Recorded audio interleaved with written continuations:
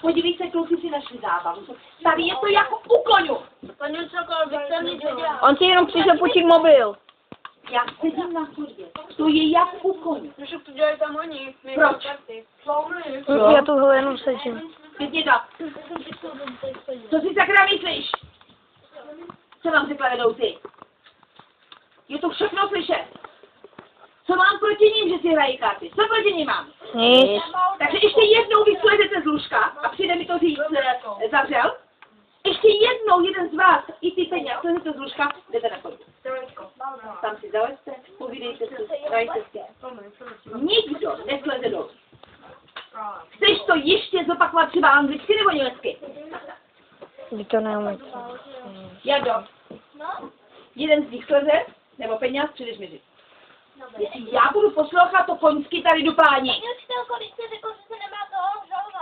Jo. To není to je porušení pravidla. Ale žalování je taky porušení pravidla. Porušení pravidla. Já jsem řekla, že kdo poruší pravidla, přijde mi to říct. To není žalování, to je porušení pravidla. Nelez dolů a nic na tebe nebude chodit žalovat. Vždyť toto není normální, to je jak u koňů. To jde ještě jednou. Ještě jednou. Můžeme se zeptat Aleny. Dále, co dělají ti, co mám proti ním? Nic. Ještě jednou. Jednou hnátu dáš dolů.